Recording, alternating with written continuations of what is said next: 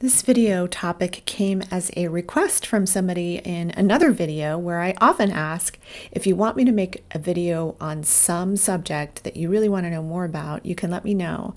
And this man in the comments of one of my videos said, hey, I don't know how to support my wife. How can I better be there for her? She has a narcissistic parent and I deal with a narcissistic family system. So what do I do? So in this video, I'm going to tell you what you can do to help support your spouse or your significant other who happens to have a narcissistic parent and or was raised inside of a narcissistic family system. So this is about supporting your ACON, adult child of a narcissist, the one in your life, the one you love so much, and you just don't know what to do to help them.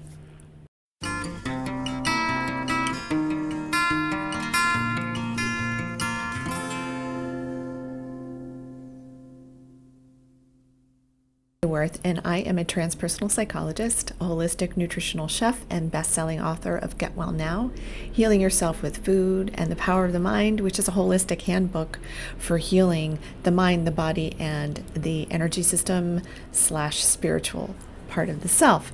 So, as promised, I'm going to go into the 5 ways to help you support your spouse or your significant other who happens to have a narcissistic family, a narcissistic parent, which means they are part of a narcissistic family system, which means they are going to be cast in these roles that narcissists put their children in. And I have another video about this, the 4 roles that narcissists put their children in.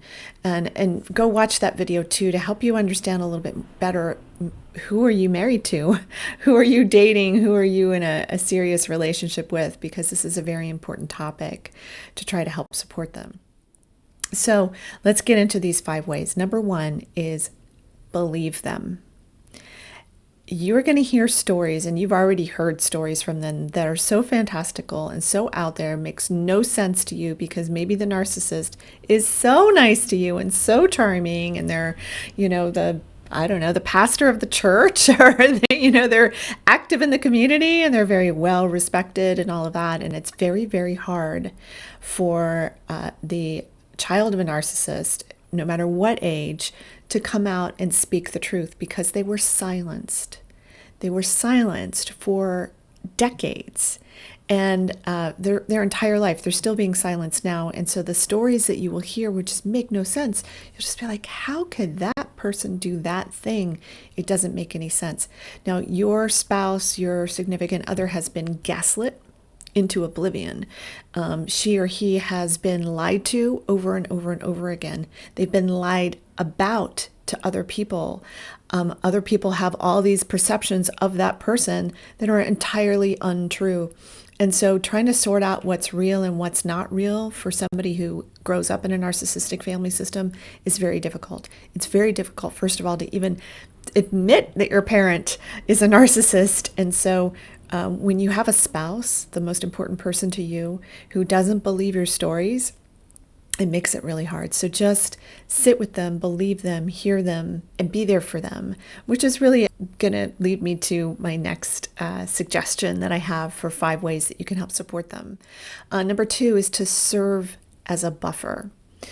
So chances are great, and hopefully this is the case for you, that you may be, as the spouse, you may be the favorite. You're favored over the daughter or the son who you're married to, because that narcissistic parent sees that child as a threat.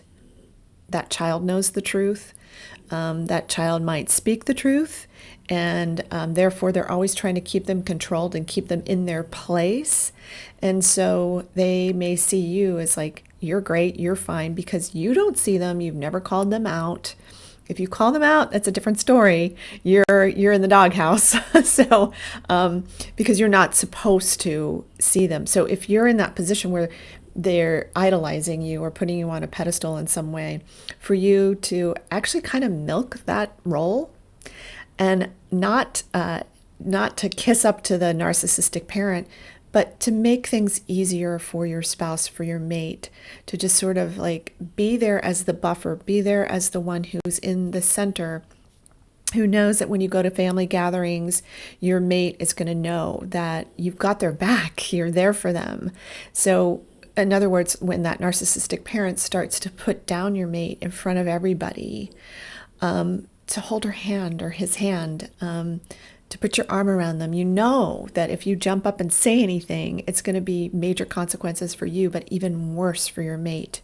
So standing up and saying something to the narcissist in front of everybody at a gathering when they're being a total jerk and they're just being mean and berating your spouse or significant other, it may seem counterintuitive because you want to stand up for them. You want to be there for them. You want to say like, no, that's entirely not true, and storm out. And maybe you choose to do that. Maybe you choose to go no contact, but that's something that you'll have to really, really parse out and figure out together. And I recommend therapy for that. So being there in terms of being the buffer, letting her get up and leave the room or him get up and leave the room if he needs to. And you stay there. You stay there as the anchor unless, you really sense that she or he needs you right now and you need to go and give them a hug. You need to be present for them, or maybe you need to leave the situation altogether. But it's really deferring to your mate and learning more about their signals and what's important to them, and they will let you know. But the more that you can think of yourself as, I am the buffer, I'm here to serve in the middle of this situation to try to help her or him feel better in this situation, to try to give them what they need and making them top priority. A lot of what I'm saying is once you've discovered they're a narcissistic parent, or you're pretty certain that they're a narcissistic parent, that these suggestions would be helpful for you. Number 3, listen to your mate. Really let them share their stories. Let them cry. Let them get it out. Let them vent, let them bitch, let them rage, let them do whatever it is that they need to do to get this out of their system, because they've been silenced over and over and over again. I'm sure you have watched them get silenced. You have watched that narcissistic parent just interrupt them in front of everybody and put them down, or they do horrible things. So pay more attention, first of all, and really notice, what are the dynamics? What child has what role in the family? What role does your mate have? And know that this role is not something that mate chose. It's something they were placed in. It's like the narcissist sees the whole thing as a play. They're the director, the producer, the writer, the everything. They control everything. They're the puppeteer. And your spouse, your mate, has been cast in a part. And so again, that video that I talked about is looking at those 4 roles, so you can see those more in depth as to what they are and understand what role your mate is being placed in, so that you can understand them a little bit better. So like I said, just really listening to them, just being in silence, don't interrupt them. They've been interrupted a gazillion times and it's really, really hard for them. So just sit and listen and let them do what they need to do and say what they need to say to get it out. Now, if they're taking stuff out on you and they're being cruel to you because that's what they watched, then that's kind of a different story. That's something that you can work through with them if they're amenable. And hopefully, if you're in relationship with an empath, a sensitive, they want to work through things with you. And they want to be there with you, and they want to be able to talk things out. And so you may be able to point it out, like, hey, I can see you're taking this out on me right now, and maybe we need to part ways for a little bit so you can calm down, and then we can come back and discuss this. I'm here for you. I love you. I want to hear you. I want to do my best to understand you. And really coming from that place. But there's no reason that you should be taking abuse from them. If that's what they learned and they're just recycling the abuse, even just watching this video with your spouse might be a way for them to kind of go like, oh, wow, I guess I do that. I did watch that and I do take stuff out on you and I'm really sorry. So this could be something that can help them have epiphanies as they move through their changes and their growth as well. Number 4, show up empathetically for them. So what does that mean? To be empathetic, to have empathy for somebody else, means that you're feeling with them. So you're imagining what it must be like for them to have been programmed to think that they're a horrible person when you know them to be this really awesome person that you totally fell in love with and that you wanted to spend the rest of your life with, or that you are spending the rest of your life with, and who may be the mother or the father of your children. This is somebody who's really important to you. Showing up empathetically and really feeling with them, as opposed to feeling sorry for them, which is a different thing. Sympathy and empathy are two different things. People don't like to feel pitied. It makes them feel worse. But when you show up with empathy and you see what's going on and you're able to call it out, that's one way you can let them know, like, oh, wow, this must be really hard for you. Wow, it sounds like... So really listen to what they're saying to you and hear what's happening underneath what they're saying. So they may be,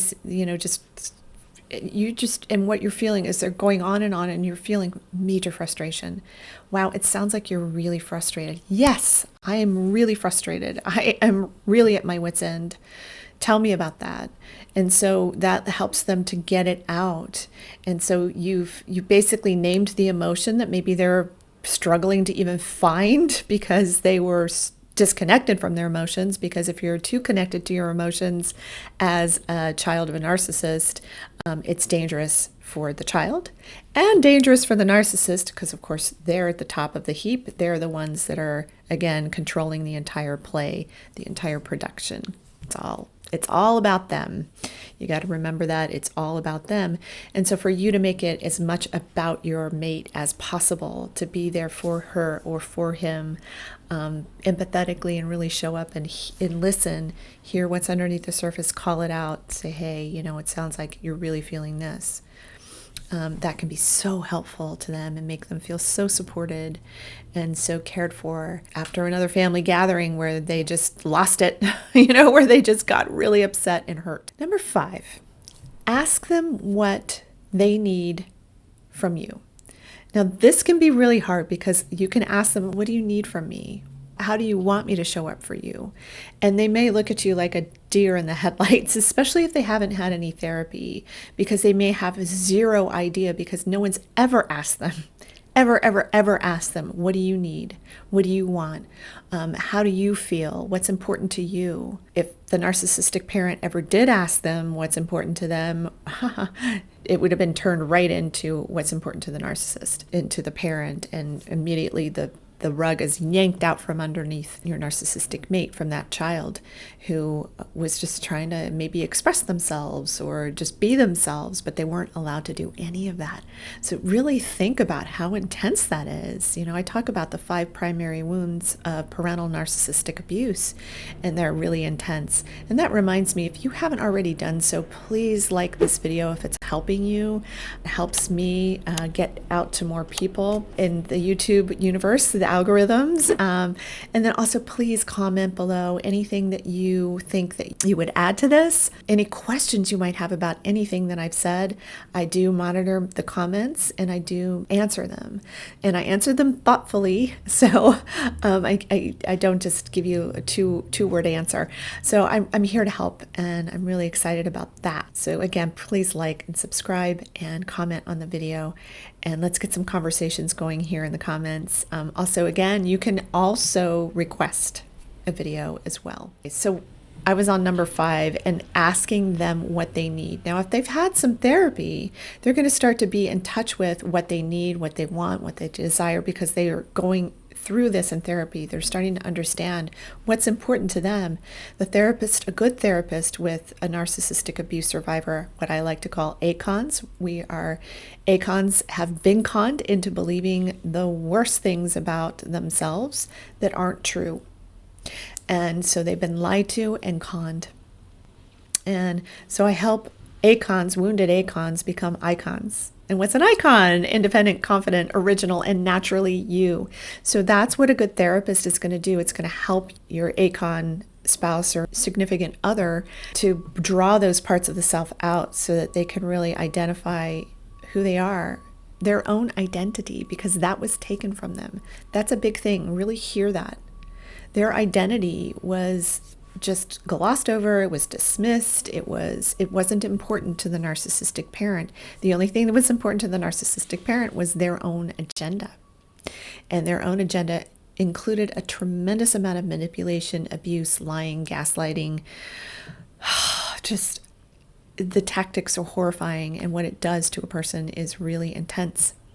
So if you haven't gotten help, please get help. And that's what I would also recommend, for you to really ask them for what they need. Get therapy together. Start to understand each other through this dynamic, because when you marry into a family, or you become a part of a family through a long-term relationship where you're living together, maybe you have kids together, you become a part of this family. And so now you're in the center, or in a part of this dynamic in this family system. And you now have a role in the family system, and you may not even know what role you've been cast into. Maybe it's, star son-in-law. Maybe it's horrible son-in-law, or daughter-in-law. So that's something to start to be aware of, is like, what role have you been cast into, and what can you do from that role that is about supporting your ACON significant other, your wife or husband. So therapy is absolutely necessary. You've got to understand this. If you've been through narcissistic abuse, absolutely necessary to work with somebody who is informed narcissistic abuse, perhaps somebody who's been through it like I've been. Parental narcissistic abuse is something I understand very, very deeply. The work that I do is very different than traditional psychotherapeutic models, because I am a transpersonal psychologist. So I do spiritual psychotherapy, holistic psychotherapy. So I'm looking at the energy and how the body holds the energy. So it's really a somatic talk therapy that I do with people, somatic psychotherapy, so that we look at the entire holistic connection. And then I can also help you with food and nutrition to help you support the body to heal itself while you're going through your emotional release process.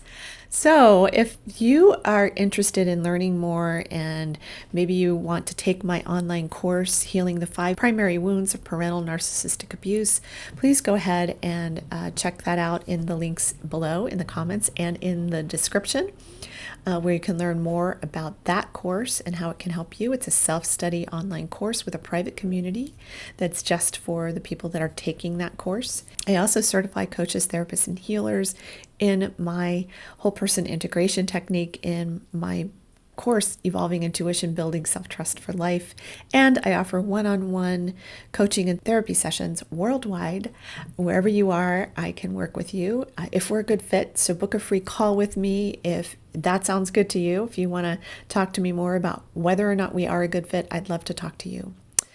So I've given you a lot of information today. I hope you took some notes, and I hope that this information will really help you. Please feel free to put in the comments below things that do help you and help your spouse or your significant other as you try to navigate the difficulties and the complexities of a narcissistic family system.